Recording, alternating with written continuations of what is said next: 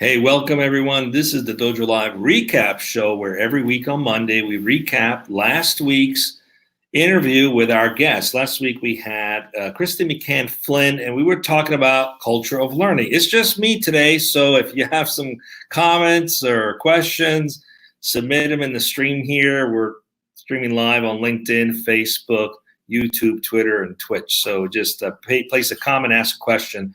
Last week we talked about instituting a culture of learning, adopting a culture of learning at work. And there were some key points that came out of that conversation. I have them right here on the screen for those who want to look at it. And these are the 5 things that at the end of the interview, Christy basically suggested that companies who want to adopt learning should invest in. So one of the things she said is give your HR people more money. If you agree with that, make a comment, send a note, please let me know. She said, quit putting money in talent acquisition and put the money in learning and development initiatives. So instead of hiring and replacing people, train them so that they can grow and learn. And also, one key thing she says, show and depict your company values, practice what you preach, and actually do. In other words, don't attract the right talent. Say you have a great culture, but then allow key people to get away with, discrimination or sexual harassment or things of that sort. And then she also said that we need to lead with more heart and more empathy. I thought this was an interesting point, especially when it comes to some of the older generation leadership, which has come perhaps from a crack the whip kind of mindset. That doesn't work anymore. And she was talking about investing in more empathy and more compassion. And welcome, Carlos, joining us today. I thought I was going to be by myself, but I'm not. That's awesome. And then finally, the 5th point that she pointed out was invest in millennials. Stop bashing millennials, invest in millennials because they are our leaders.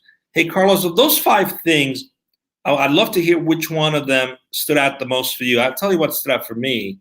The one that stood out the most was the concept of investing in leadership development, specifically when it comes to, let's face it, you and I are a little bit of the older guys, right? Yep. We come from a generation where you led through cracking the whip a little bit or a little bit more command and control. That just doesn't work today. Maybe it was effective for a while. Maybe it was never really effective, but people just let it happen. But the idea of retraining and retooling those individuals to be more compassionate, to be more empathetic, I thought that really stood out. Is that, you think, a big opportunities for companies? What stood out for you? Well, Tulio, first of all, excuse me, you're going to have to bear with me and the audience as well. I'm a little hoarse today. The weather is horrible today. So please, folks, bear with me if I have a hard time making a sense of myself. Tulio, one of the things that really did stand out for me during the conversation with Christy was the fact that she mentioned something specifically about, she said to quit putting money in talent acquisition and put in the development of your team instead. So I think that that's one of the things that really stood out for me when I was listening to her, because if companies could get the formula of how to do that effectively, would be a game changer from my standpoint. The time that could be spent into talent scouting or hunting and headhunting and all that, and it makes a world of difference because you put it in the development of your team or your current team. You can plan ahead, you can do more things and have the team be invested on what they're doing in a much better, in a more, solid fashion, so to speak. So that's one of the things that really stood out for me too. Yeah, I think that was a really important point, because especially companies that kind of have the mindset of hire and fire till you find the right person, it's just not a good use of money and good use of time. Take the people you took in and invest in them, build them up, get them the tools they need, teach them the skills they need, invest in their learning. And the other thing that stood out was give HR people money.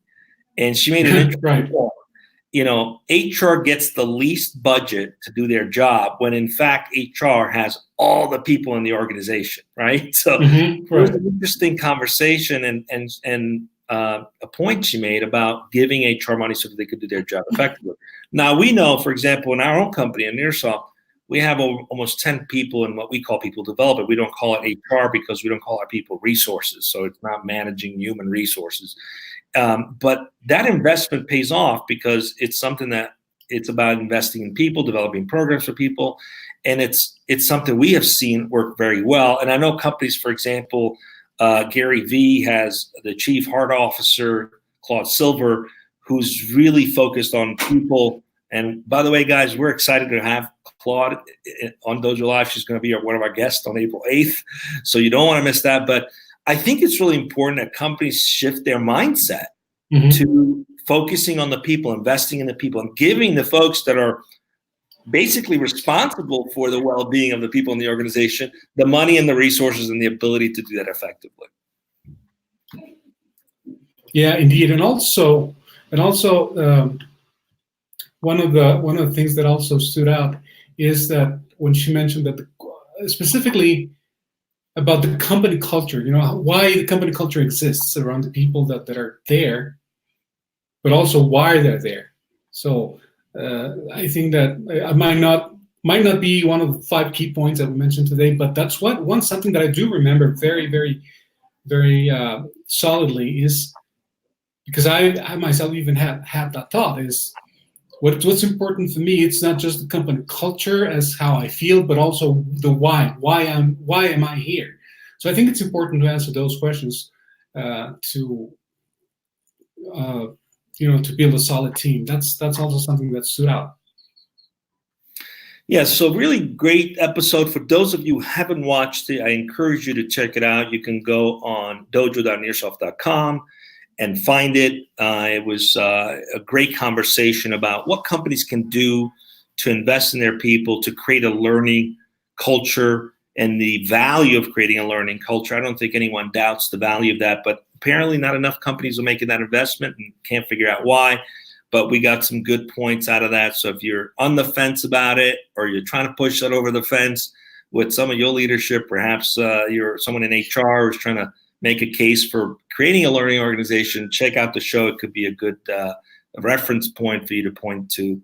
And join us for the upcoming show this Wednesday at 1 p.m. Again, we're having another interview with founders of technology companies, talking about culture, talking about their business. And of course, we're going to have a recap on that as well. So if you listen and you enjoy it and you want to participate in the recap right here with Carlos and I, you can do so. Just let us know, DM us, and say, I want to participate. And we'd love to have members of the audience actively participating right here on the live video stream for the next recap.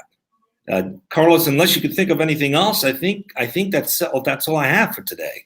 Yeah, same here, Tulio. Well, the only thing that I would like to mention is just make a quick announcement about this week's topic so that we get everybody else enthused about joining us.